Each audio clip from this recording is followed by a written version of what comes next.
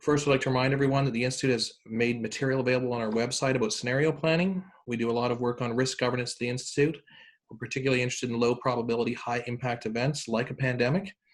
Scenario planning is a recommended exercise for those organizations addressing uncertain times and emerging risks. We've added to our website a 20-minute video to introduce some tools and techniques for scenario planning. We've also added a brief guide for those who are new to scenario planning and a more detailed study for those who are interested to read further. You can find all the materials at dal.ca/MIPP, which is McKechnie Institute for Public Policy. If you have any comments about the materials, please get in touch at mipp@dal.ca. On Thursday, May 14th, this Thursday, which is unusual for us, we have two events in 1 week. Thursday, May 14th, this Thursday, we're partnering with the Healthy Populations Institute, an Open Dialogue Live, a series offered by the Dalhousie Office of Advancement for a panel on built and natural environments. The panel will offer perspectives on how the public can engage with built and natural environments and how policymakers can create space for that engagement in post-pandemic life in a way that is both equitable and limits our chances of another pandemic. In addition to the upcoming panel, we have a collection of expert policy discussions on our website and YouTube channel, and we encourage you to view them and share them with your colleagues. For tonight's discussion, we're joined by four experts to discuss challenges the pandemic poses on the tourism industry in Atlantic Canada. They will each have 10 minutes to present, followed by a Q&A. You can ask your questions by emailing them to mipp@dal.ca or by commenting on the Facebook video of this live stream. A typical year in Atlantic Canada sees over 7 million visitors to the 4 Atlantic provinces, bringing in over $5.2 billion in revenue. It's likely that this year will be far from typical. As a result of COVID-19 pandemic, borders have closed, cruise ships have canceled their trips, and airlines around the world are grounding planes due to lack of demand. How do we address these challenges? We had a panel on fisheries last week, and it seems to me there are a few overlapping issues to consider. First, and like fisheries, tourism is a sector that creates jobs and wealth for our communities, both urban and rural, and it's particularly important for rural communities. Ray Ivney back in 2014 noted that for Nova Scotia, tourism held a significant promise. How do we continue to support this sector in light of its strategic importance for our region? Like fisheries too, tourism can be a fragmented sector with a mix of small and large businesses stretched across the region, overseen by a variety of governments and governing arrangements. How do we ensure a coherent and coordinated response that ensures the short-term survival and medium-term success of this sector? At the same time, how do we help the sector reach its full potential while at the same time addressing local and global anxieties about the spread of COVID-19? I will introduce 4 speakers at once, and then we will have about 10 minutes to provide opening comments. Again, you can ask your questions by emailing them to mipp@dal.ca. And we will get to as many questions as we possibly can. Normally we take questions on the Facebook video live stream, but I'm not sure that's available this evening. So you can email your questions to mipp@dal.ca. And just 2 notes on asking questions. If I can ask that you direct your questions to a particular speaker, that would be helpful, because we like not to ask one question of 4 speakers because it's like asking 4 questions. So please direct your question to a specific person. And the second thing is, if I can just ask you to keep your questions short and reduce the number of acronyms for those of us who are not familiar with some of the acronyms in the business. Our first speaker tonight is Mary Brooks. Dr. Mary R. Brooks is Professor Emerita at Dalhousie University's Rowe School of Business and a founding editor of Research in Transportation Business and Management. She's authored and published more than 25 books and technical reports, more than 25 book chapters, and more than 80 articles in peer-reviewed scholarly journals. In 2018, she was co-winner of the prestigious Onassis Prize in Shipping. Lorn Sheehan is our second speaker. Lorn is a professor of strategy at the Rowe School of Business and the Faculty of Management at Dalhousie University. He teaches in the areas of strategic management and tourism management. His research is related to tourism destination management, stakeholder management, and entrepreneurship. He holds a PhD in management, an MBA in finance, and a Master of Environmental Design in Planning from the University of Calgary, and a Bachelor of Science from the University of Alberta. Our third speaker is Judy MacDonald. Judy MacDonald has been a co-owner, co-operator of the Batachois Inn in Rustico, Prince Edward Island since 1984, along with Gary MacDonald. They spent 2 years restoring the building, working evenings and weekends while working during the day. Today, the 2 houses at the Batachois Inn have a total of 8 large accommodation units, meeting facilities, an exercise room, and a sauna. In 2002, they were recognized by Canada Select as a 5-star breakfast inn. They were also recognized as a historic place by National Historic Sites. Our fourth speaker is Ross Jefferson. Ross is the president and CEO of Discover Halifax, the regional destination marketing organization responsible for overseeing the growth of the tourism economy in Halifax, Nova Scotia. With over 5.3 million overnight stays annually, tourism in Halifax is a $1.3 billion industry with more than 34,000 people employed and over 4,000 businesses. Halifax is one of Canada's leading destinations for leisure visitors, cruise, and national and international conventions. Ross is an executive MBA from the Richard Ivey School of Business at the University of Western Ontario and holds the ICD.D designation from the Institute of Corporate Directors. I'd like to welcome our speakers. Thank you so much for joining us this evening and sharing their expertise and perspectives on these important matters. And with that, I will turn it over to Mary Brooks. So Mary, when you're ready. I wanted to start by saying I'm going to take a transportation perspective, because if tourists can't get here, you don't have tourists. So transportation is a critical part of the tourism situation. And I think, therefore, that means that right now we are concerned mostly about what's going to happen in the medium and long term, because the short term is quite clear. Canada is only open to essential travel, and Canadians are told to stay home, and Nova Scotians are told to stay home. So the key question everybody is asking is, how are operators going to get through the medium term? Because the short term, the government has come up with a number of options that they have delivered in terms of short-term bridge funding. And so the real question will be, which tourists will come first and how will they get here? So my focus today is really to look at consumer sentiment for tourism products. I'm going to rely quite heavily on McKinsey's recent work, and I'm going to look at air and cruise in particular to try and determine perhaps part of the Q&A as to who comes first. So if we look at what's happening with U.S. confidence, because U.S. customers are our biggest, one of our biggest sources of tourists, their optimism has declined considerably over the last month or so.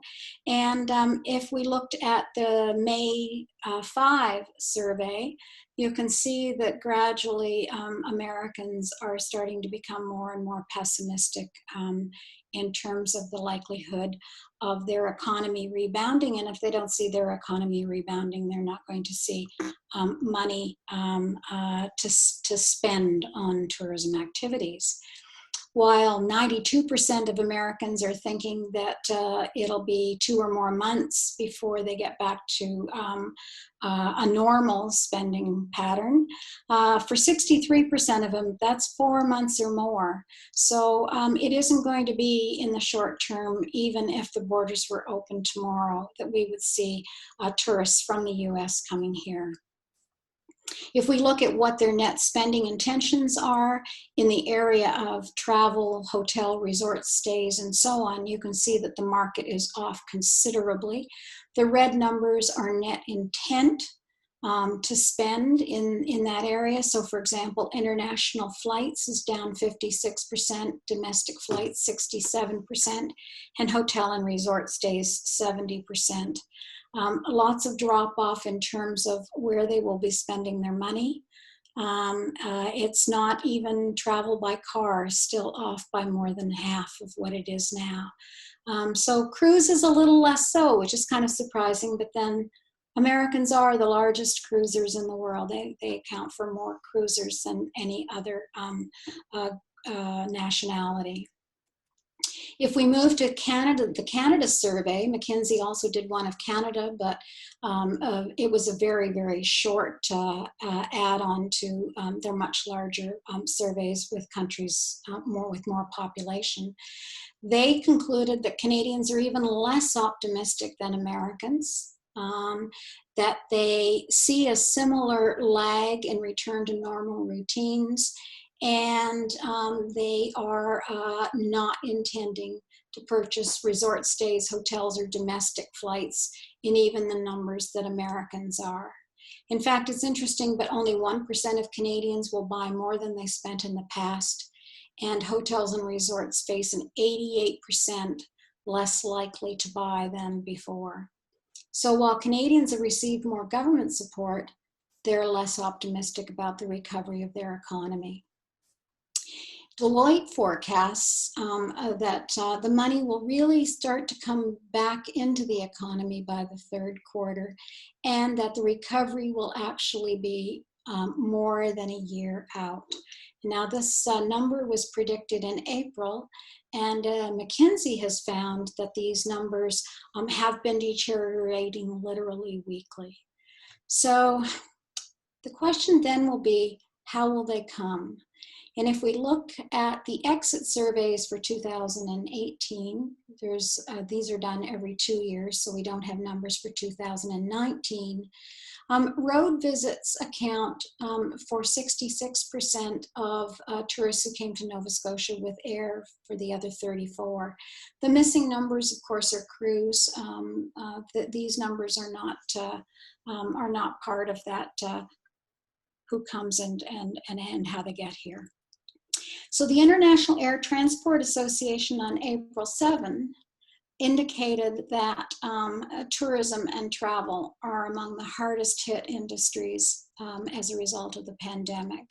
And they forecast that in travel and tourism, so that's both hotels and air travel, 25.5 million jobs will disappear this year, and that full year passenger revenues will drop by 44%.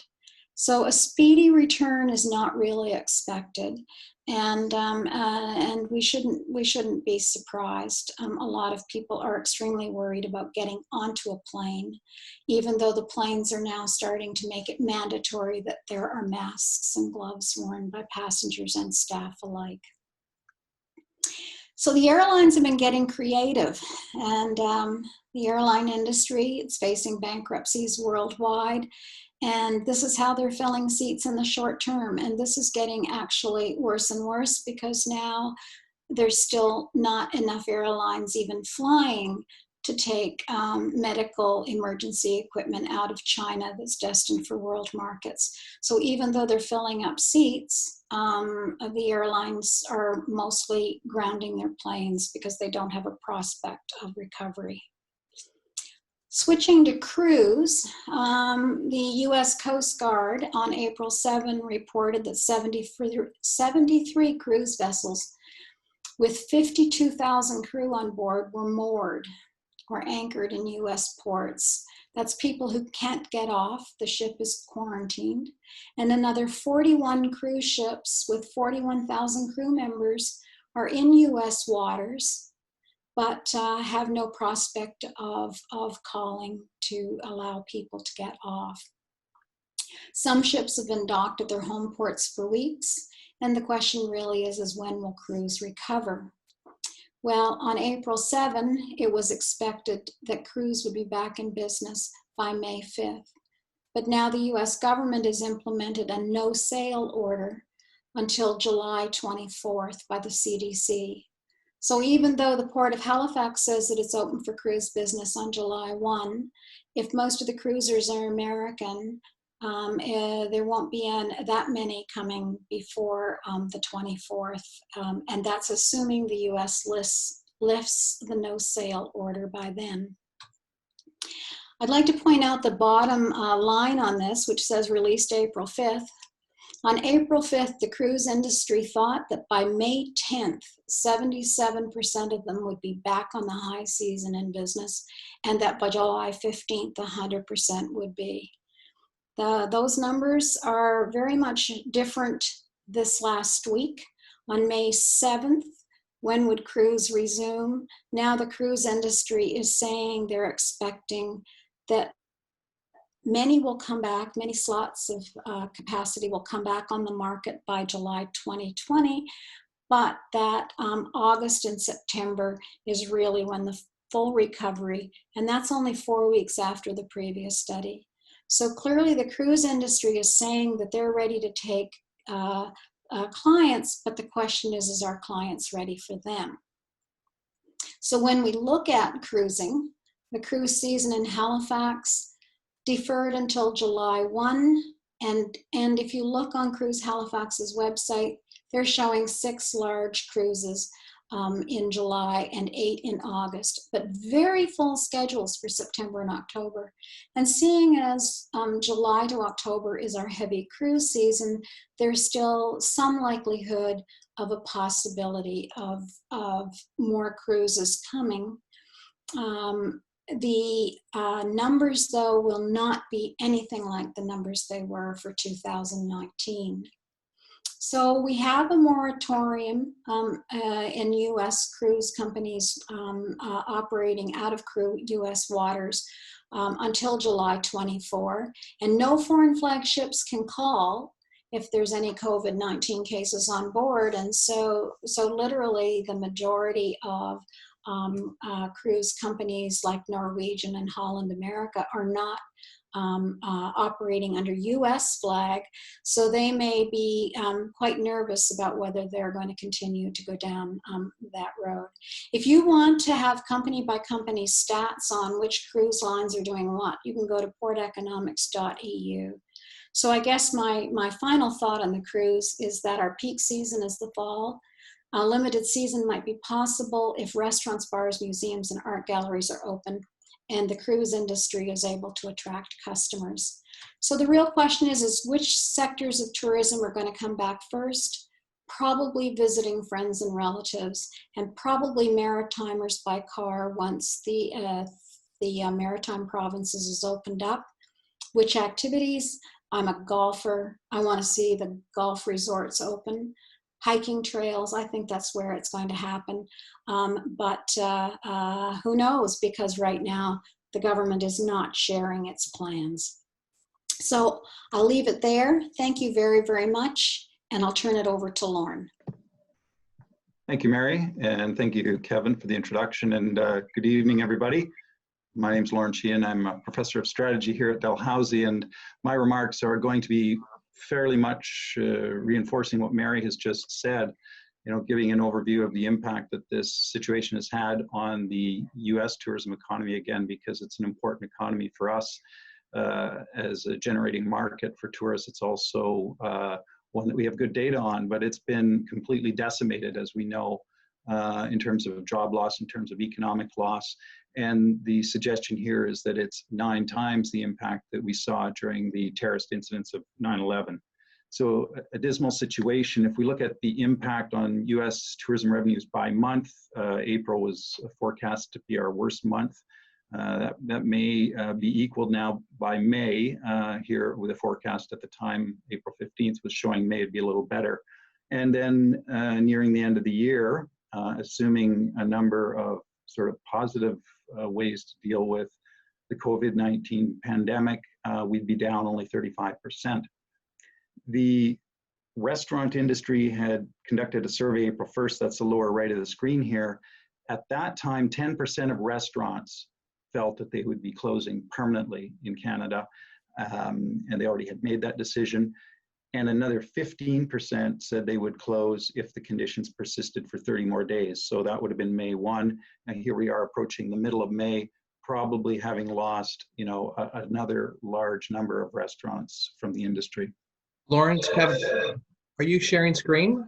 Yeah, I am. Is it not showing?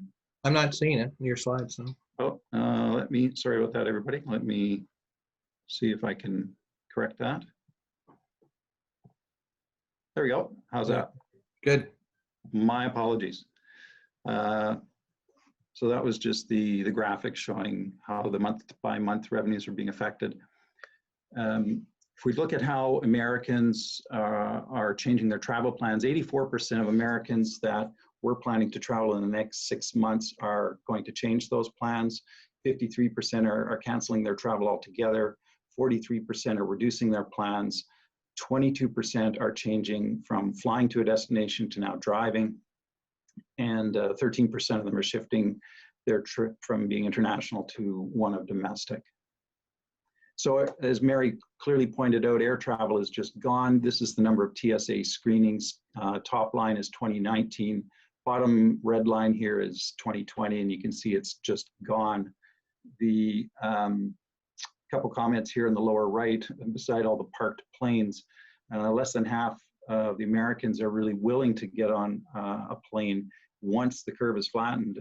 So, you know, that just gives us an indication of how long consumer confidence is going to take to get them back in the air. An industry analyst here is also saying that that recovery is not likely to happen until the middle of next year, perhaps later, and that's under ideal conditions in a best case scenario. So I think what this means is we have to start thinking closer to home. Think road trip, localism is getting bigger. People are, as Mary mentioned, more likely to travel by car. So I think we need to start thinking about refocusing or rebalancing our marketing and advertising portfolios to look more at in-province, to look more at the neighboring provinces and perhaps the close-in US states that we can get to visit us by car. And for the people that won't come by car, people that won't travel now, so that long-haul market, those international markets, I think we can still do things with those markets. We can build relationships so that we're top of mind as a destination when they're ready to make the decision. Look at the Facebook traffic in March. In March alone of 2020, Facebook traffic was more than it was for all of 2019. It's just people are flooding there to make the social connections that we can't make in person. So think about that. Think about what Facebook groups might be relevant to your destination, to your community, and shift perhaps to a community engagement strategy. I just made a note here about Pinterest because Pinterest is soaring and it's still the cheapest per click to get your message through social media. So that's worth thinking about as well. I think people are going to be ready to, as Mary mentioned, to invite the friends and relatives to come visit. That's one of the things that we're missing is the social connections. So that's a market to look at to help ready people in our destinations to invite their friends and relatives back and to make that information as available as possible to help facilitate that. And position your business as hygienic and safe. So even when travel restrictions are lifted, I think people are going to be concerned about their safety until probably the statistics start to bear out that the risk has been lower. People are going to want to only take those risks if they believe they're being mitigated. So this is just what Americans have been looking at over the last 2 months in terms of travel content, magazines, a lot of online, Facebook, YouTube videos, travel shows on demand, blogging. So just some things to keep in mind as you're trying to get your message out. Those are good channels. And what about the meeting planning market and B2B? They're clearly not booking right now, and Ross will probably comment on that, but they're still planning. So I think it is a good time to connect with them. Same kind of message, keep the destination in mind. What are their needs? When are they looking to book? And we can still work on that kind of business, even though everything right now is being put on hold or canceled until the pandemic allows us to meet. So what will the recovery look like? I got a photo here on the left of China. You know, we just saw that a massive flood of people as soon as they opened up a little bit in China. I'm not sure it's going to be like that here. We definitely have people of two minds. We all know that there's people in that group that as soon as the government lifts those travel restrictions, they will be out there doing whatever they're allowed to do. And then there's another group that will proceed a lot more cautiously. The question is, how big are those two groups? So here again, Oxford Economics is saying that once the situation does stabilize, we think we will see a rapid recovery in travel because we've seen that in the past. I think it's just going to take a while for that situation to stabilize. And lower right here is another Harris poll of April 3rd, indicating the top 3 things that Americans want to do. They want to get out to restaurants, they want to gather with friends, and they want to go shopping. Here's another poll. I don't have the source, so I apologize for that. Dining out with friends, one of the first things that people want to do when the shelter-in-place restrictions are lifted. That's almost equaled by hanging out with friends. Third is grooming services. You might want to think about reversing those. You might want to get your hair cut before you dine out and hang out with friends, but that's what people are saying. Shopping, a little over a third of people, and then 22.5% want to go on a trip. So that's good for the tourism industry. I think we're at the tipping point now where economic fear is starting to overpower the health fear. And again, this I think is borne out in the Harris poll survey of April 3rd to 5th. 62% of Americans feel the economic impact of the pandemic is going to have a bigger effect on their lives than the COVID-19 health impact itself. So as people begin to think about, what's worrying them, it's the economic situation.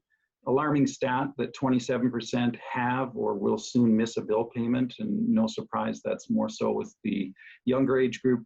60% of people say they can live on their savings for the next 1 to 6 months. 11% can't live on their savings at all. 42% of Americans have lost their income partially, and a fifth have lost their income entirely. So I think the message here is that people need income support, and I know our governments are spending a lot of time and attention and financial resources on that, which is good. So here's just a listing of resources that were available sort of mid-April.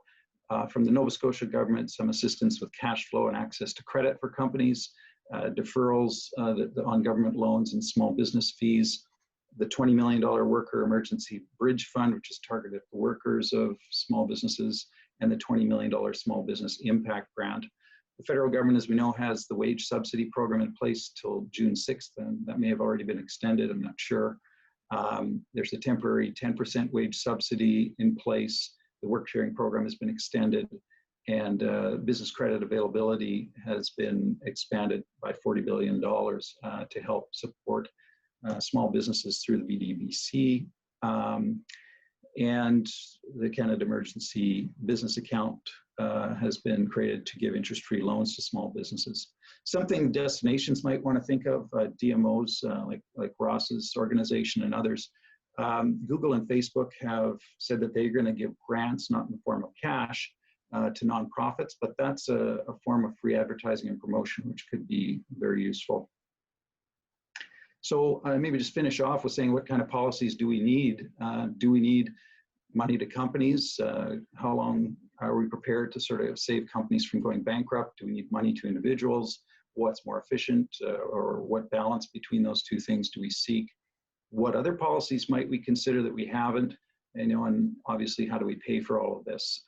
It's going to come home eventually in the form of taxes to us as businesses and individuals.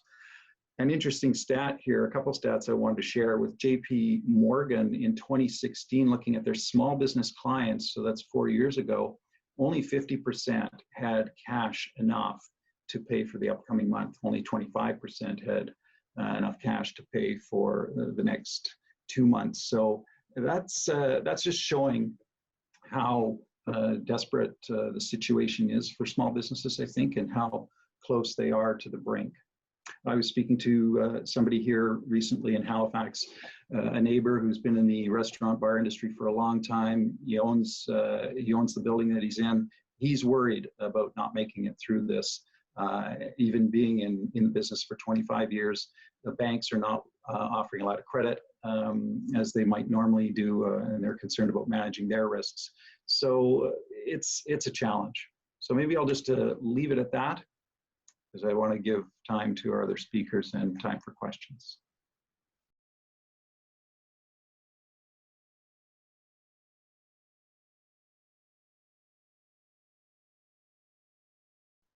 All right, good evening, everyone. Just a verification if everyone can hear me, I hope. Yep, all good. Thank you, great. Well, look, good evening, everyone. It's a pleasure to be on the panel talking about this incredibly important subject, not only for our destination here in Halifax, but I think all across Atlantic Canada. I do want to just start and recognize the impact that this disease is having on people around the world, those that have become seriously ill, and those that have succumbed to the disease, as well as those fighting on the front lines, and those that are having hardships, including financial and economic hardships. It's easy for us all when we start talking about policy. You know, I've been saying quite frequently that this isn't really a decision that we're talking about the economy versus our communities, that those two things are actually completely dependent upon each other. And I want to start, I've been saying this from time to time. Pardon me, just a little technical challenge here. There we are. You know, a quote that I've been saying is that you can never confuse faith that you will prevail in the end with the discipline to confront the most brutal facts of your current reality, whichever they might be. You know, I do believe that this is going to be a challenging time and possibly a challenging time for upwards of 2 years. But there is definitely, we will be getting through this, and there is a way along this path, I think, to also mitigate the losses that we'll have in our communities. So, you know, there really are, I think, two different issues around recovery that we need to be considering. There are lockdowns and social distancing restrictions, and there are travel restrictions. And these two different types of policies that are being used to help flatten the curve are very different to each other, and they have very different implications, I would suggest, on the recovery process that we're starting to enter. And really the idea behind this is that lockdowns and social distancing, I would suggest, we're about to see them starting to be lifted in provinces and communities here in Atlantic Canada. And we're going to see, I would suggest, a recovery of our local markets when this happens. We're going to see spending return from local consumers. We're going to see the service economy, I think, return quite quickly, retail, and in part, I think, restaurants as well, although there will certainly be businesses that will continue to be impacted by the travel restrictions. And so the likely progression of this, which we are starting to see right now, is that you're moving from lockdown into some type of partial lifting, and then ultimately, if we're successful, moving along to extended lifting of constraints. And you know, while this becomes obvious right now, I think it's obvious to many people. Even 3 weeks ago, this type of process wasn't quite as obvious. On the travel restriction side, I do think that this is going to be a lot longer for the restrictions to be opened. Where lockdowns really help mitigate the spread in our communities, travel by many of the policymakers is looked at. That's how the disease is imported into your regions. And so if it is under control in your regions, the last thing many, those that are leading the health side and the health response of our communities, travel is viewed as the real challenge. But there is a likely progression that we expect that will be happening for travel restrictions, moving from no travel to what we believe will be travel within provinces, moving to expanded travel, maybe to neighboring provinces, the idea of a bubble for the maritime provinces, and then ultimately into international travel. And we do really believe that the international travel will likely only be returning upon the vaccination. And so if we think about travel restrictions as opposed to our local markets, when we think about the impacts of that on businesses, here in Halifax, it's a $1.4 billion spend from visitors in our region each year. In Atlantic Canada, it's 5.2, and roughly it spans out into all of the businesses that you see on this chart here. And so there's 2 points really that I think is important about this particular chart. One is that many businesses are affected by this, but the second is that the tourism industry, the supply chain of the tourism industry, I would say, is incredibly different than most other industries.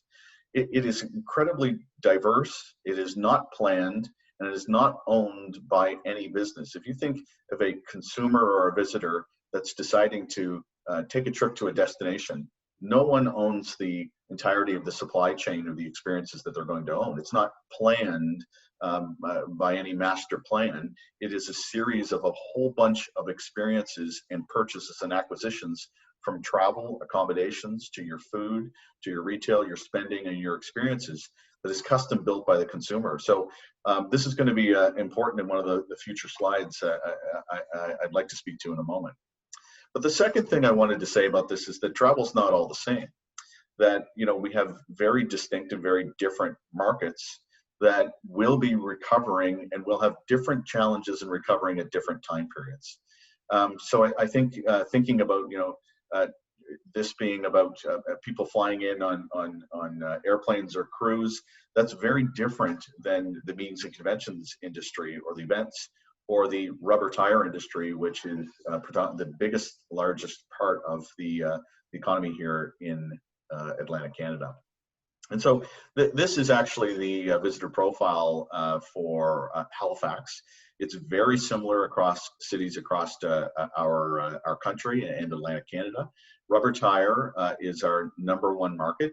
Maritimers represents, and this is a surprise to many, but Maritimers represents the single largest overnight stay group from all of our source markets at 56%. And I think there's good news in this story, because that is, I would agree, the market that's going to be returning first, and the one that people will be coming from. And we've got an opportunity to have a market penetration strategy to actually increase the length of stay and the spend from that market. I love this graph. We're all familiar with the idea of flattening the curve. The top part of this graph by McKinsey and Company talks about 3 phases of what they call the first imperative, which is safeguarding lives.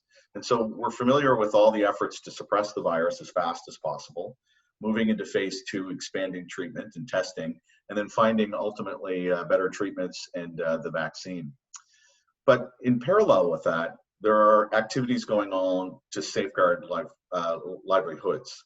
And we've seen a tremendous effort, and I would give praise. I think that the government has responded incredibly fast and quite significantly with supporting people and businesses affected by lockdowns. But we're definitely moving into the second phase of this, which is preparing to get back to work as the virus abates. And you know, we're not there yet, but the planning work is definitely there. If you're not in that area right now, you're skating to where the puck was, and you need to skate to where the puck is going.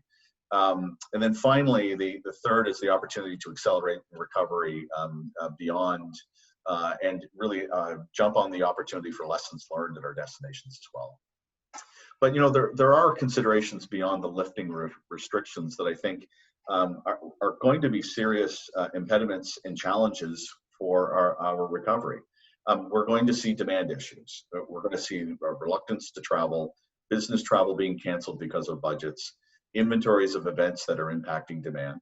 And on the supply side, we know that there are implications for restaurants being closed, for major attractions being closed, for challenges in transportation, and constraints to supply. Even if we do have these opened up, we're not going to necessarily maybe have the seats available.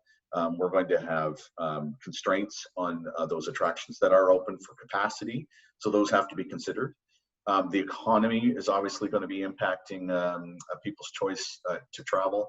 And finally, community acceptance for visitors, and the need to really carefully balance the responsive recovery with the need for us to also protect our communities will be incredibly important.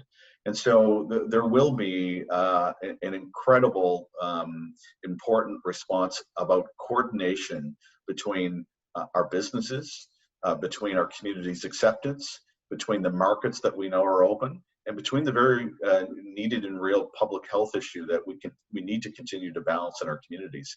And this is going to be, and right now we're working incredibly hard on getting this right so our programs are responsive and they fit the new profile of the visitor for the period until we do have a vaccination. And so just to wrap up on the next 2 slides, I thought I'd give some thoughts on what might be the longer term impacts in our industry. And clearly right now, destination management as a competency in communities is paramount. This isn't a new trend. It has been going on in communities across North America. This idea of not just being a marketing agency or a sales agency, but about working in your destinations. And if it wasn't clear before, the need for this now is incredibly crystal clear for communities. The second is risk management and planning. And, you know, there's this slide that many have referred to at the start of any unknown situation or project. What's common is that in terms of time, the amount of information that's usually available to any individual is usually very low. Yet your ability to respond is usually quite high. And it takes, unfortunately, time for information to become available. And as that happens, you lose your influence to respond. So the idea of scenario planning and contemplating situations like pandemics needs to be done before they happen. And I think that we will look back on this particular situation of this pandemic and say, in many communities and countries and provinces, the idea of a pandemic is not a new concept. We've had close calls over the last decade.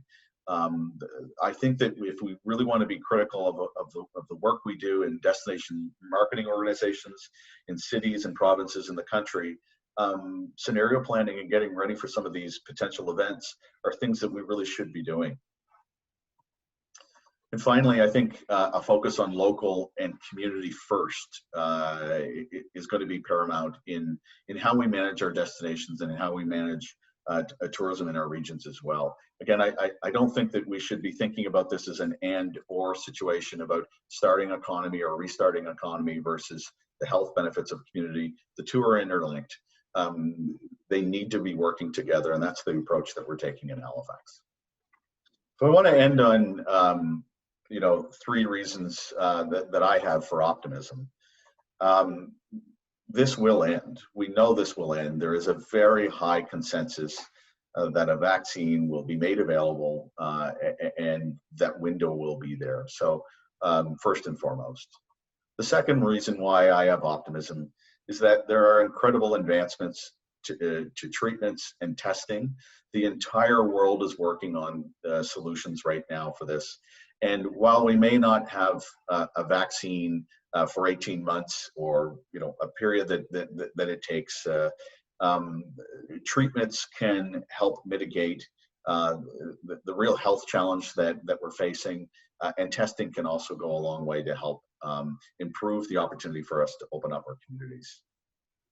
And number three, the fundamentals of tourism are unchanged. And I know you can read and hear a lot of things about this is going to change the world, and I'm sure it will in some ways.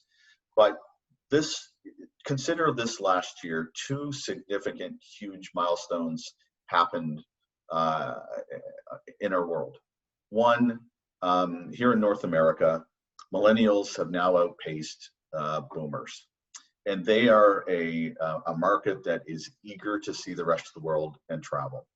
The second is more of a global, is that for the first time in humans' history, more than half of the world's population is now considered to be out of poverty and in a middle class or considered rich.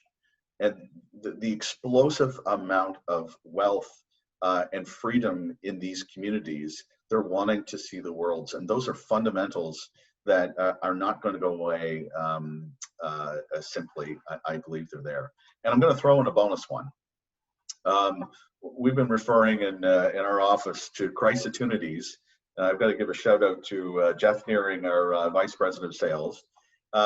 There's a tremendous opportunity for lessons learned and opportunity for us to emerge from this, not only where we were before, but better than where we were before as destinations and communities. And I believe this to be true. So I remain incredibly optimistic for our future, but I do want to recognize that there are some significant challenges right now for businesses. There are many great business leaders in our community that my heart goes out to, who desperately want to get back to work, need to get back to work, and we're here to support them fully. Thanks for the opportunity, and I'll turn it back to you, Kevin. Thanks, and I think we have Judy online. I am here. I'm so sorry about everything that happened this evening, but how much time do I have? Because I'm just in terms of what's left in. Sure, no, go with your 10 minutes, Judy. Please. Okay, all right. I just wanted to say how pleased I was to be able to speak this evening on the panel as a tourism operator. And we've owned and operated, our family has owned and operated a small bed and breakfast, 8 units this is our 36th season. So we have seen a number of ups and downs throughout those 36 years, but I have to say that this is the one which has probably everybody, as everyone has said, is something that's not been experienced in our lifetime. However, I guess one of the things that I can say is that on Prince Edward Island, we're very pleased to really have managed very well with the leadership of our Chief Health Officer, Dr. Heather Morrison. And we've managed the pandemic really well and have had only 27 incidents, and everyone has recovered from that. So we're in good shape. However, there still is, a feeling that we must take our time and be sure that, things unfold in a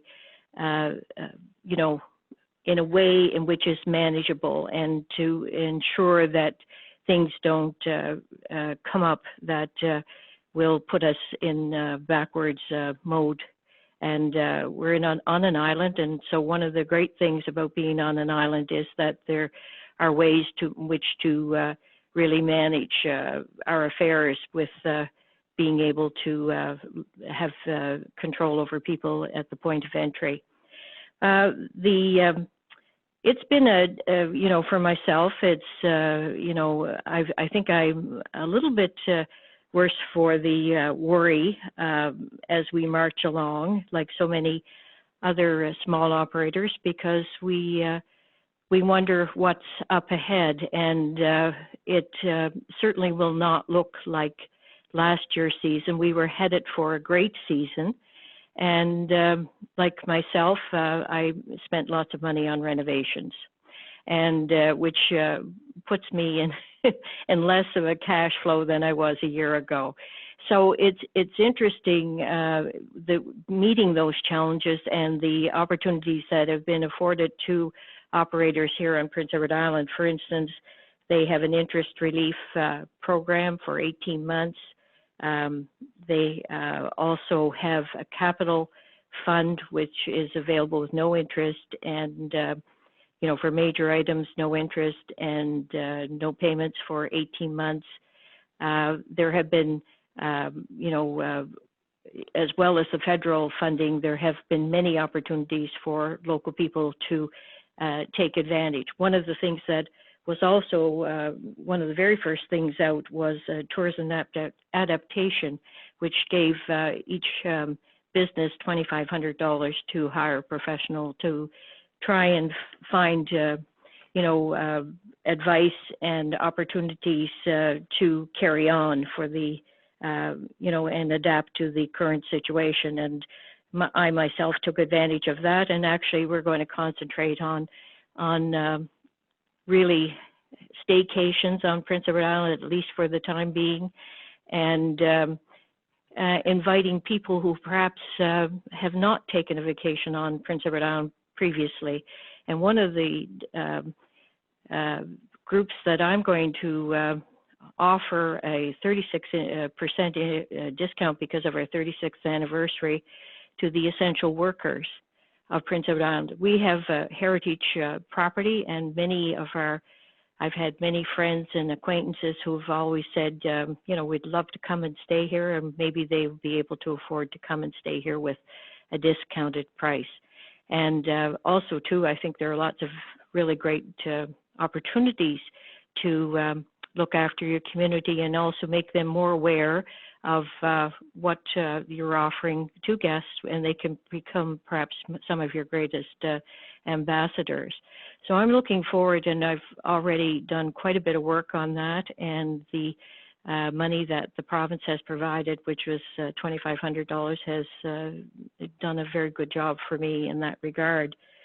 One of the things I think that is most troubling to our operators here is, I guess, not having a date as to when we're going to be open.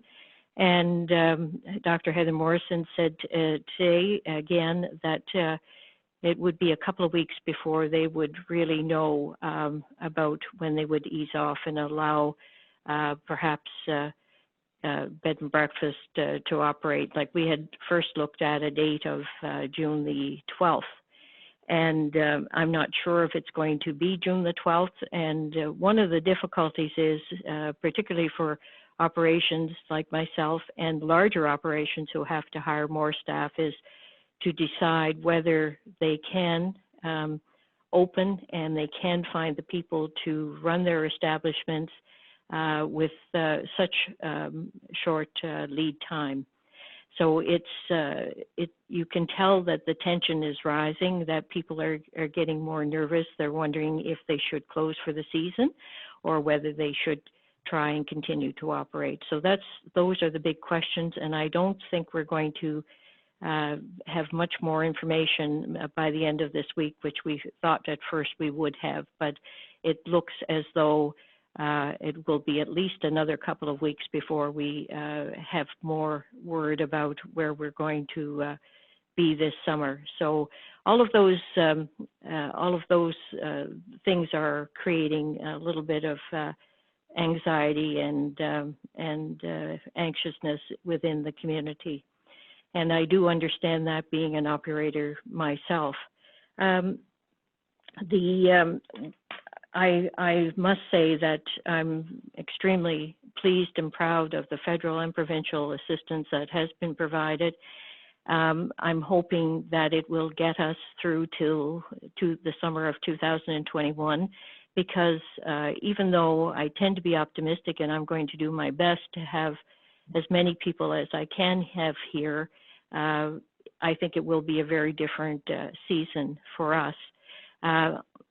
We are a little bit unusual in that we have more than 50% of our guests come from international destinations, U.S. and other international, and the remainder would come mostly from beyond the Maritimes. And I'm not sure, I feel that bed and breakfasts with historic properties and tend to have a little different clientele than our cottage travelers to Prince Edward Island who come from the Atlantic provinces. We have in Cavendish, where I'm close to, I'm living in Rustico, and very close to the North Shore and Cavendish. There's a large number of Maritimers who come each year and actually book probably when they leave the previous year for the next year coming, who come with their families and spend time on Prince Edward Island. And I think that if we're allowed to have, New Brunswick and Nova Scotia, we will have those visitors come back to us again this year. Many big events have been canceled: the Cavendish Music Festival, the Charlottetown Festival, most of the theaters, the Old Home Week. There have been many cancellations here for large events, and that will, really affect the economy in a very significant way. Prince Edward Island has relies greatly on tourism, and our GDP is about 6.5%, and it accounts for the equivalent of about 7,700 full-time jobs. So it is up there with our other primary industries of agriculture and fisheries. And it contributes, last year it contributed 70 million tax dollars, which goes into general revenue, and that helps pay for the things that like healthcare and education, roads, and so on. So we do contribute in a significant way. And tourism dollars are export dollars. They're bringing new dollars into the community. We're not circulating the same dollars. And to this economy on Prince Edward Island, this is extremely important. One of the, I'm hoping that, that we have somewhat of a season this summer, and that I spoke to the Minister of Tourism this afternoon, and I asked about what are we doing in terms of planning for the coming out of this situation, and they have that in hand. They have. We were embarking on a 5-year tourism strategy, and the work that's being done is being done after what is after COVID, and then after that we'll resume our 5-year strategy. But it's certainly being given priority, and we hope to be working really hard on bringing back tourism the way it was in this, particularly in this last 5 years. Have done so well, and of course we were thinking that this was going to be, it had all the makings of one of those great years. And what I'm worrying about too is just how long it will take to come back. I remember the crash of 2008, and it was for us a good 7 years before the income that was that we had in 2008 came back in 2015, and of course we exceeded and ever since 2015 the it has been really, really excellent. I mean, we've had the best tourism years in a very long time, and everyone has been prospering, and you can see it everywhere in Prince Edward Island where people are working. And one of the things too that we worry about is the people who do. We have a lot of our population who do work seasonally, and we're at a time when their employment insurance will be coming to an end, and will they have a job?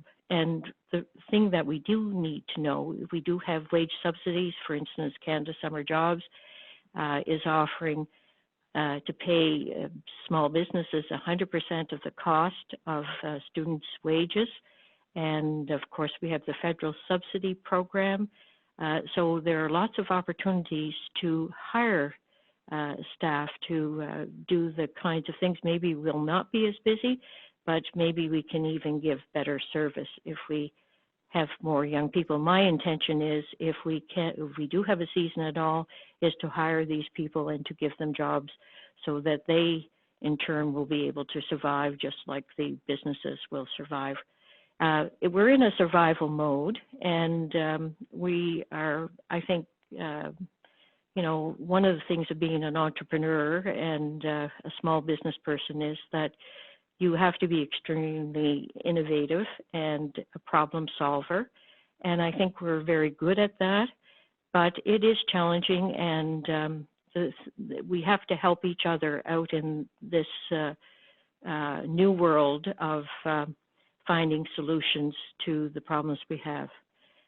One of the things that, just to say that I guess that we have to continue to work hard, be in touch with our representatives. I know that we have Wayne Easter, who is the member from Malpeque, who was extremely helpful in terms of reducing this, lobbying the $50,000 salary for a small business, and actually got it down to $20,000, which made the $40,000 loan from the federal government available to smaller businesses. And so it's important to keep in touch with the people who are, that we need, who are in the know and who are working on these different programs to help businesses out, so that they know and understand what is needed in the community. Okay, Anyway, Judy, we're good, maybe try to get to some questions at this point, because we're running very good. We're a little bit late, so we want to just make sure we get a few questions. Thanks so much. So You're welcome. Get to everybody's video.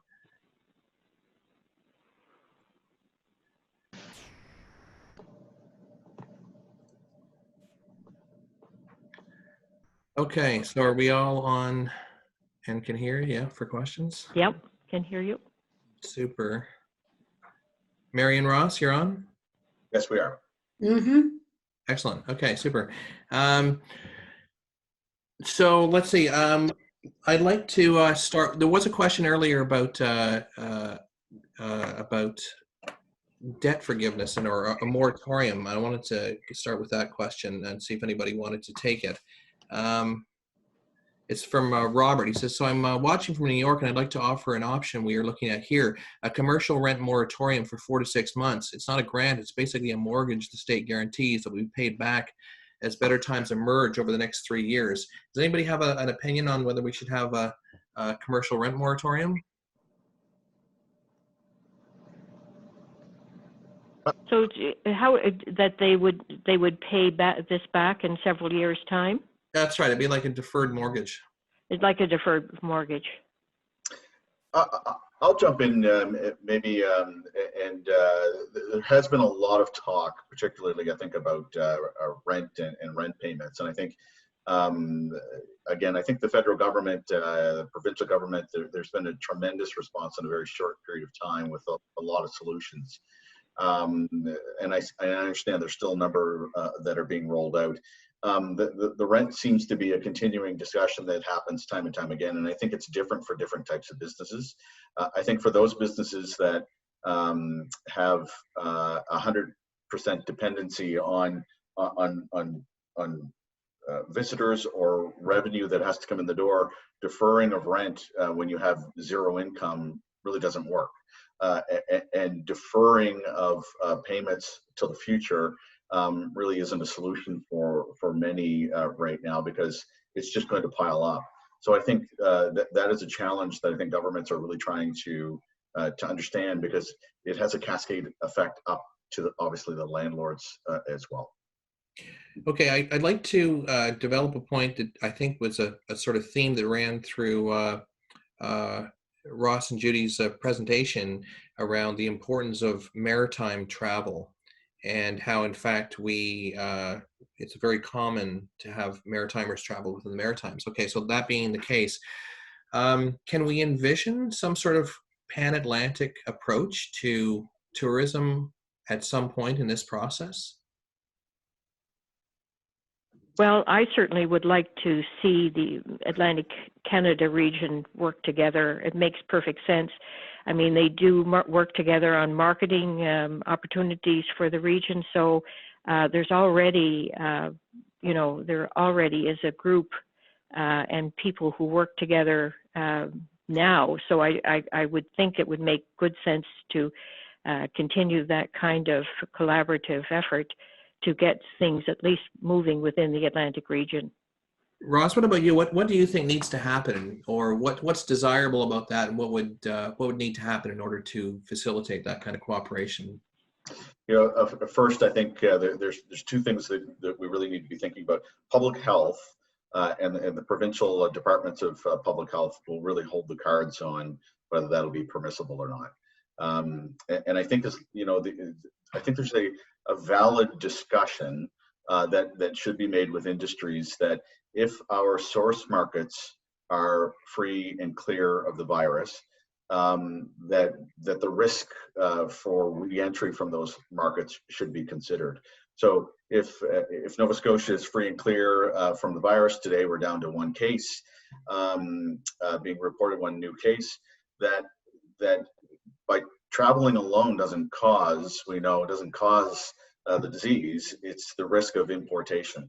So coming from source markets that are safe would be paramount and number one. The idea of a maritime bubble, I think, makes a tremendous amount of sense.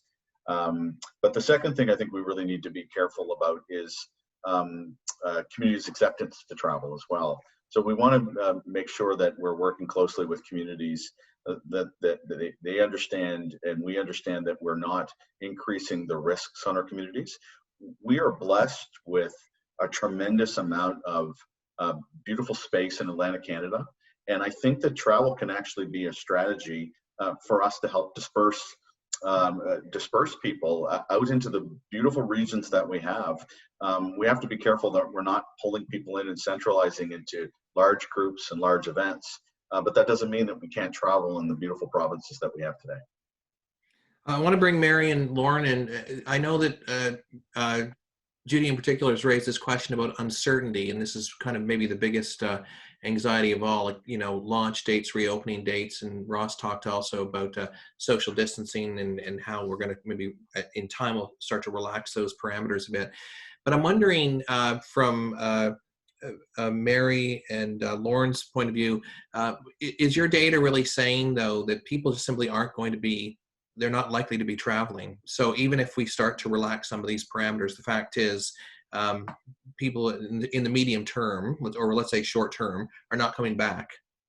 Well, it depends on, again, on which sector you're talking about, Kevin. You can't lump them all in together. So, for example, the people from the maritime provinces, yes, may want to travel sooner, and visiting friends and relatives may want to travel sooner in this area. But there are also groups and activities that may be possible to do earlier. For example, we're back on my favorite bandwagon, which is golf. And golf is something where I play with my husband, and I don't even get a chance to talk to him because we're both on different sides of the fairway.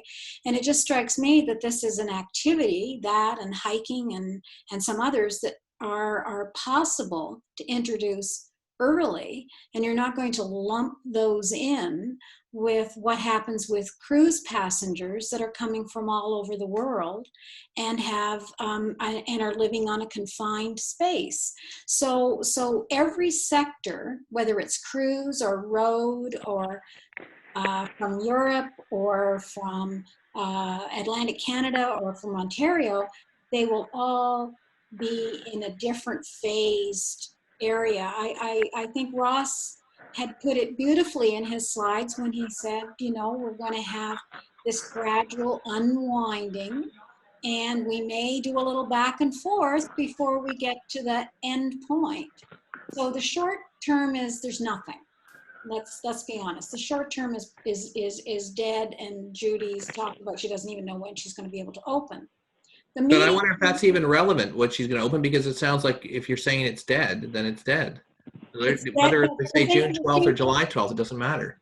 She needs to plan for that, though. She doesn't know what date she's going to open. She doesn't know whether she's going to hire somebody or not. She doesn't know when she can take reservations or whatnot. People want to plan.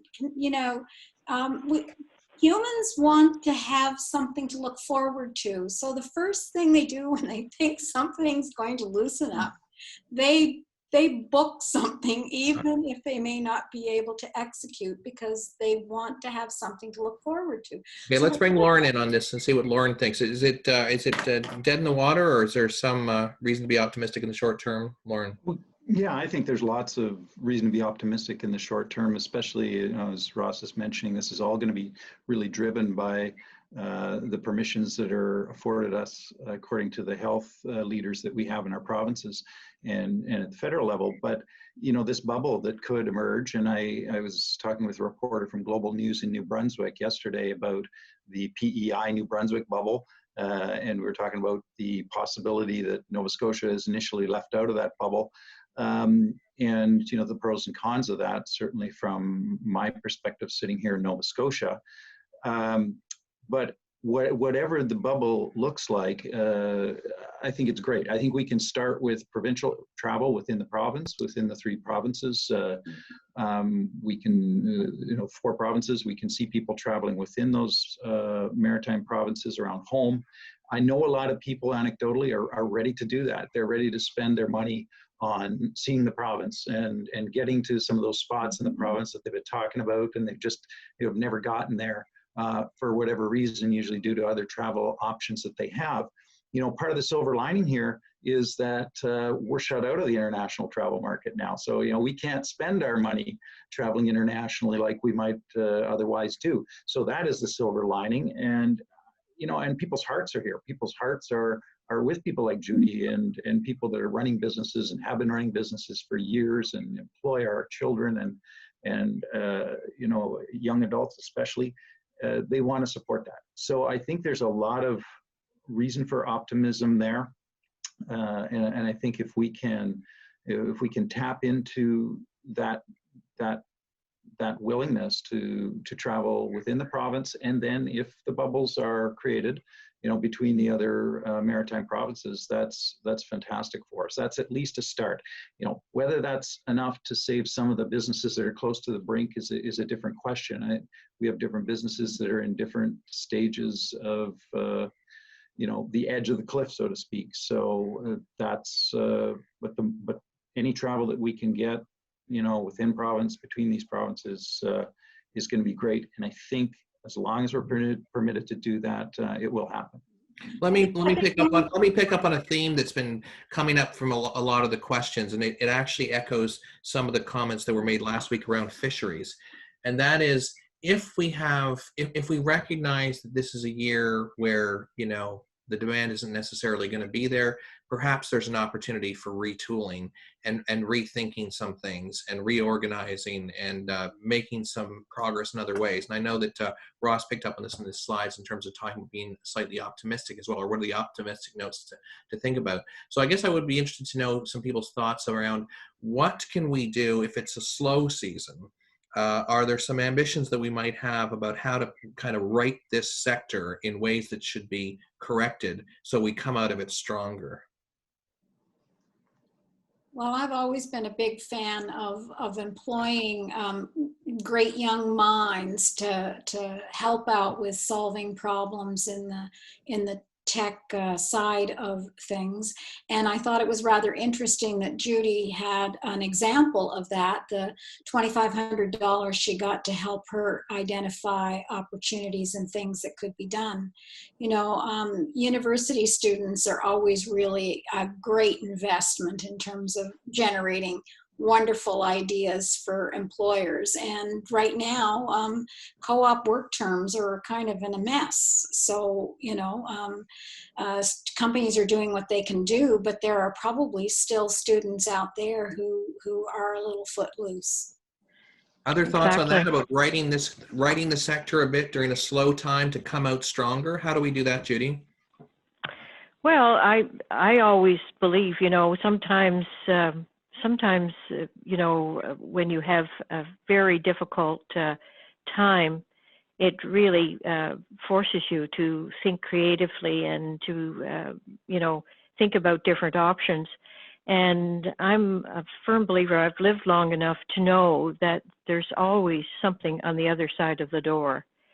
And I think that there may be a whole lot of opportunities to look at many things differently. One of the things that I've always been a big advocate of is, really improving upon our treatment of the environment and doing things in a better way that preserves our beautiful island. And, maybe, I would love to see people come and stay for longer stays instead of trying to trip around, and do 2 days here and there and everywhere. Years ago, people used to come to Prince Edward Island, stay for a week, 2 weeks, and maybe we'll have more of that kind of travel. And I think that I have still, I've had a lot of cancellations, but I still have about $38,000 on the books from people who still want to come here. And I'm afraid I'm going to have to let them know soon that they can't, but they want to come so badly. I even had somebody who booked today for the end of September because they just want to get to Prince Edward Island. It just is the place that they want to come to. And I'm sure that the Maritimes often hear stories, like anyone in Nova Scotia or New Brunswick and Newfoundland would hear the same type, because we have something very valuable here. Like we have the wide open spaces, and there's this beauty in the sparseness of the landscape.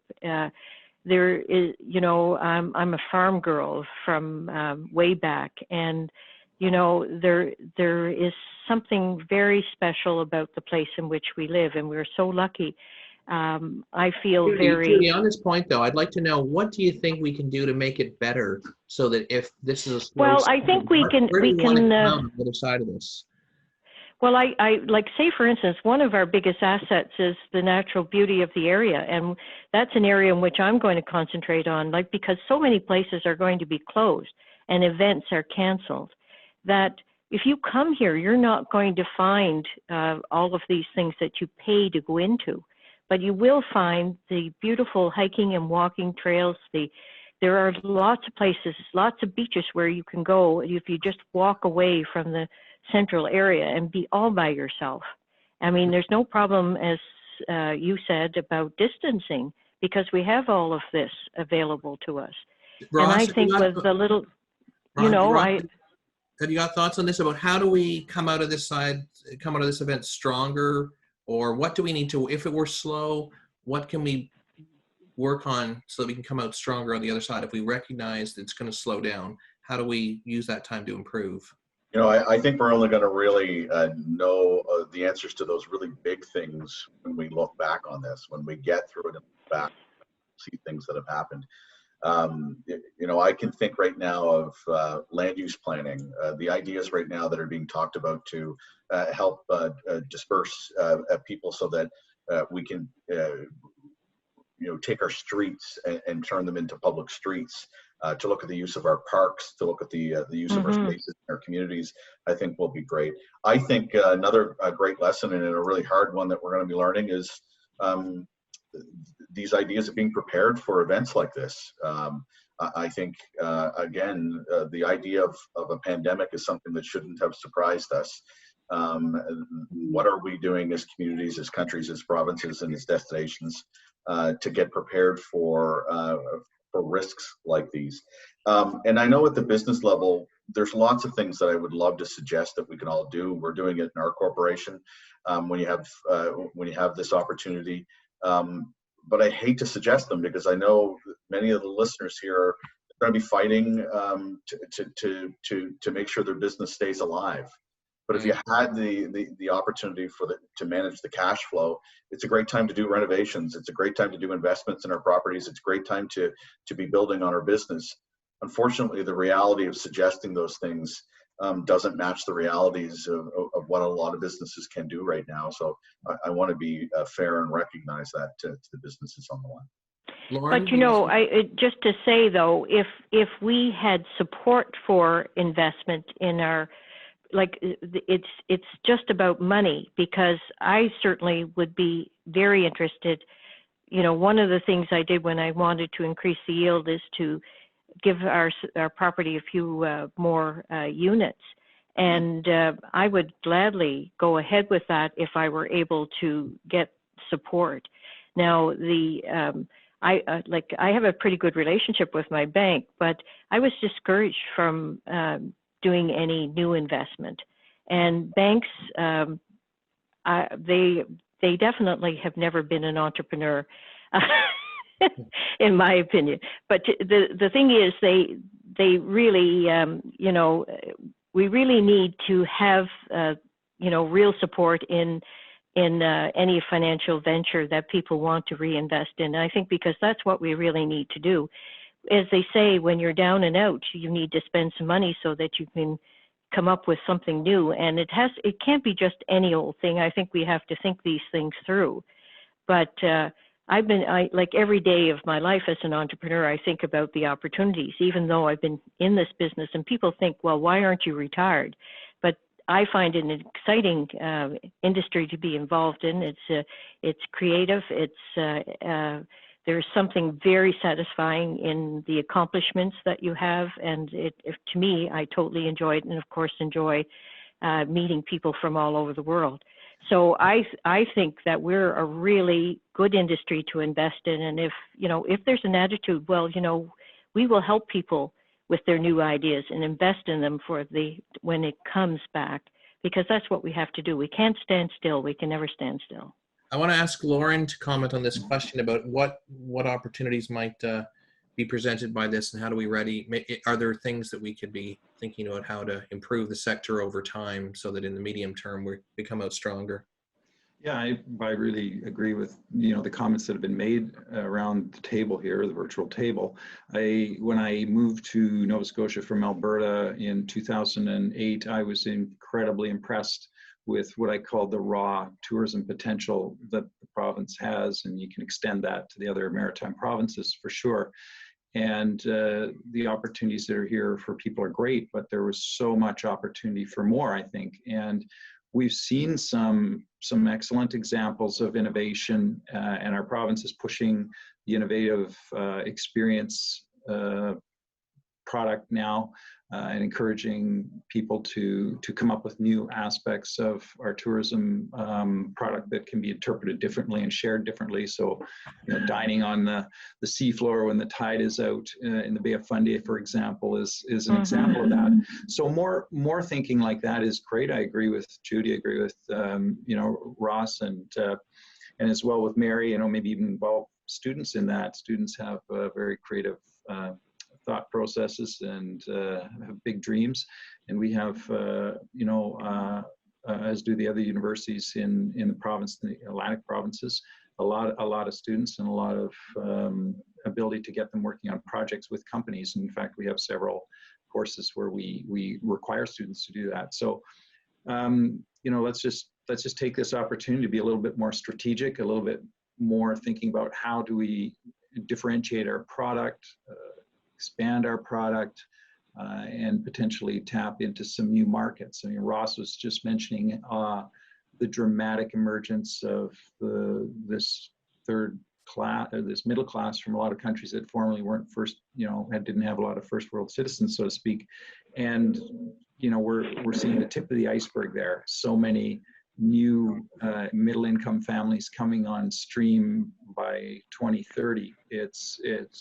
We want a piece of that, I think. Well, I've been struck by the fact that when I travel to other countries, one of the things that I find really interesting is that some other countries have done things like put together what we did 10 years ago with the Artist Studio Rally tour maps, or major places where people have painted great paintings, and then you get a chance to essentially do self-drive, come here, this is where you paint to get this particular picture that someone else has already done that sells that person's work too. I mean, there are many things like that that can be thought of being done over the course of the coming year, so that when we are ready to be further opened up, we have more offerings than we currently have, which right now is just come and look at how beautiful we are, and come and play golf, and come to our festivals. If festivals aren't on for the next 2 years, we're going to have some other reasons for people to come that are explained to them, because I'm not sure that they'll necessarily know what's possible to do by themselves. I mean, that's the other part of it, is we may have visitors who don't want to be in large crowds. So let's think about what things they might want to do. I'm mindful of the fact that we've kept people past our 8:30 stop. We started a little bit late tonight because we had some technical difficulties with the launch. But I do want to say thank you so much to everyone for participating. Thanks to Ross, Judy, Mary, and Lorn for their wise comments. I tried to get to a few of the questions, but there were so many that came in. I tried to also merge some themes. I did the best I could on the fly, but I would encourage you to email the panelists directly if you've got any questions for them. I'm sure they'd be happy to provide some answers. I want to thank you for logging on tonight and bearing with us and showing good patience and good humor. We will make this video available so that you can share it with your colleagues and friends, and we are happy to do so. So thanks so much. We appreciate your time this evening, and we will also have another panel on Thursday. So thanks again, and have a good evening. Thank Thank you. Thank you.